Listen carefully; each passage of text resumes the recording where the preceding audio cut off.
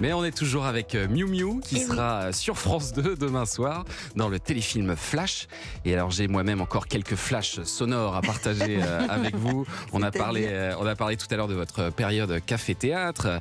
Et alors ça marche pas mal pour vous. Du coup, le cinéma commence à s'intéresser à vous avec ça par exemple.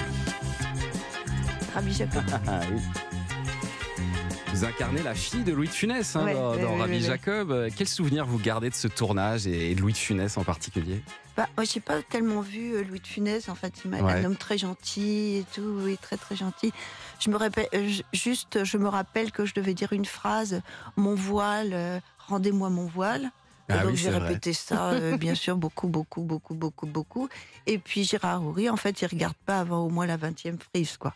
Après, il fait beaucoup de prises. Ah, oui. Et c'est pour ça aussi que j'avais des amis, enfin j'avais des copains qui devaient jouer ou faire de la figuration. J'ai dit faites-vous payer à la journée parce que ça dépasse énormément. Très bon plan. Très bon plan. Je donnais un petit peu. Et moi, comme j'étais mariée, je jouais une mariée.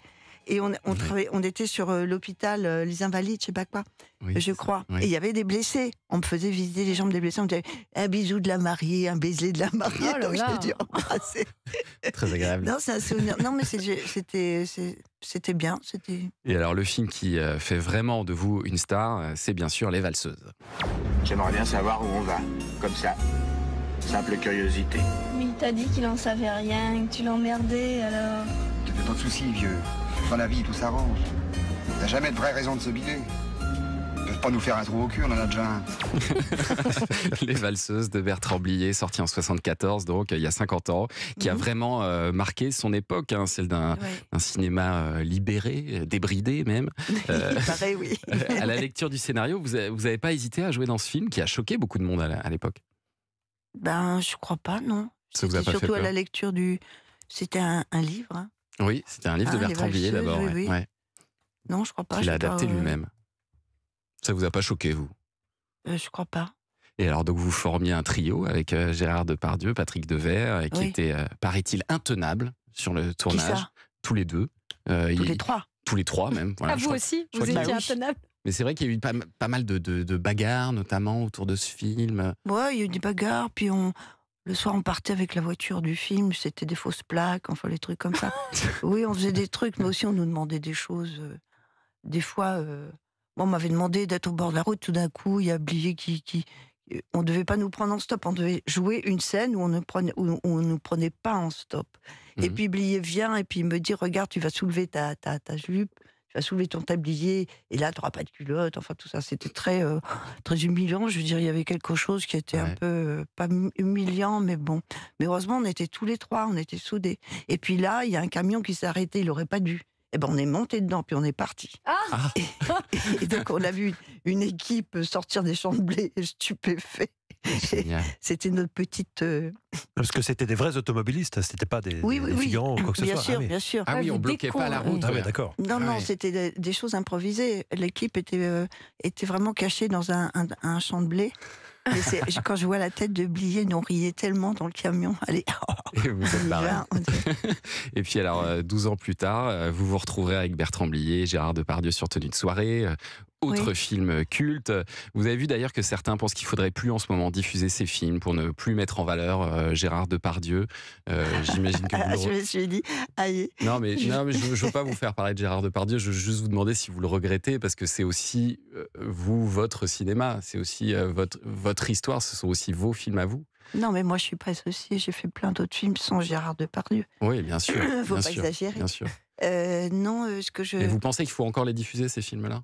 Ah bah oui, bien sûr. Oui. Oh, je voulais juste vous dire, sur Les Valseuses, il y avait une dame qui avait dit « Oh, enfin, un film sur la valse, comme ça va être joli !» Ah oui. Elle a été un peu déçue, je crois. Pas de bien déçue. Elle est sortie de la salle. Très peu Et de pour valse. Gérard, en fait... Mais non, bien sûr qu'il faut diffuser les films. Là, je vois pas pourquoi on diffuserait pas les films. D'ailleurs, c'est pas ce qu'il y a dans les. Alors bon, comme on dit, donc on diffuse plus Les Valseuses, on diffuse plus. Non, ça c'est. Or, c'est vrai que moi aussi j'ai vu Complément d'enquête, puisque vous abordez ce sujet. Donc sur Gérard, j'ai trouvé ce qui m'a moi le plus dérangé, c'est vraiment l'attitude qu'il avait avec sa guide nord-coréenne. Où il ne pensait, et là je pense qu'il y a quelque chose qui était fou, parce que elle pouvait pas partir, elle pouvait pas, il la guettait, il lui parlait que de son sexe, de son sexe, de son sexe. C'était très embêtant. Et moi j'ai pensé vraiment que ça relevait un peu de la psychiatrie, parce que se lever comme ça et ne penser qu'au sexe, avec toujours cherchant un regard de spectacle, un regard qui le regarde faire ça et tout, il y a quelque chose qui m'a paru très, enfin plus qu'embêtant, quoi. Voilà. Et c'est pas celui que vous connaissiez, vous? Ah non, pas du tout. Ouais. Non, mais ça n'a rien à voir. Je pense qu'avec l'âge, moi, je pense qu'il y a vraiment... c'est comme le syndrome, je ne sais plus comment ça s'appelle, ce qui est sort des injures. Gilles de la Tourette. Voilà. Et ben, j'avais l'impression que ça, sur le sexe, c'était un peu pareil. Il se réveille, il a ça dans la tête, il ne pense qu'à ça. Et c'est un peu, oui, ça retient un peu de la psychiatrie, non? Allez, on va reparler de cinéma, parce que vous serez aussi, Miou Miou, l'une des premières flics de France sur grand écran, dans La Femme flic, oui, c'est vrai. d'Yves Boisset, ça c'était en 80, année où vous décrochez votre César donc, de la meilleure actrice, et on l'a dit tout à l'heure, le film qui vous a valu un César, c'était donc La Dérobade. C'est moi qui t'ai faite. Sans moi, tu serais une merde. C'est La Dérobade.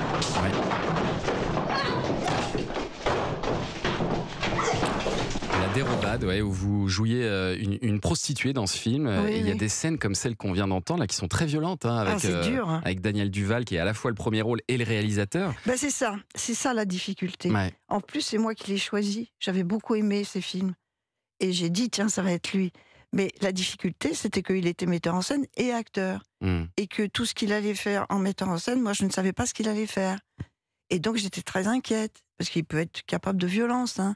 Donc, là, je ne savais clairement. pas. Mais oui, bien sûr. Donc, je ne savais pas ce qui allait se passer. Donc, je me souviens d'une scène où, avant, profitant de la pause déjeuner, je suis allée sur le décor, j'ai enlevé tout ce qui pouvait blesser. Parce que je savais qu'on avait une scène un peu violente. J'ai enlevé tout ce qui pouvait être très blessant, je voulais pas. Et voilà, c'était le mystère. Je le voyais donner des instructions, déplacer des poubelles, faire tout ces... Et moi, j'étais au courant de rien. C'était ça un peu la difficulté. Mais il a fait un très beau film. Autre film, et c'était vraiment une autre époque aussi, une autre manière de tourner à l'époque, visiblement, Miou Miou. Merci d'être venu nous voir ce matin, Miou Miou. On était très heureux de vous avoir avec nous. Moi aussi, merci. Et j'invite tout le monde à regarder ce film demain soir, Flash, sur France 2 à 21h10. Et j'invite notamment à regarder les téléspectateurs, parce que j'espère qu'il y aura d'autres épisodes. Vraiment, j'espère que vous allez... Il veut une série, Thomas. Je veux une série autour de ce personnage. J'espère que France Télévisions a entendu le message. Et alors d'ailleurs, dans un instant, nous serons avec celui qui joue le commissaire dans Flash, Nicolas Briançon. Nicolas Briançon, qui va parler d'autre chose, bien sûr. On va bien parler sûr. d'autre chose, puisque ce matin, il est là en sa qualité de metteur en scène du premier seul en scène de la comédienne Mélanie Page, qui est avec nous aussi dans un instant. On revient. Merci beaucoup, Miou Miou. Merci à vous.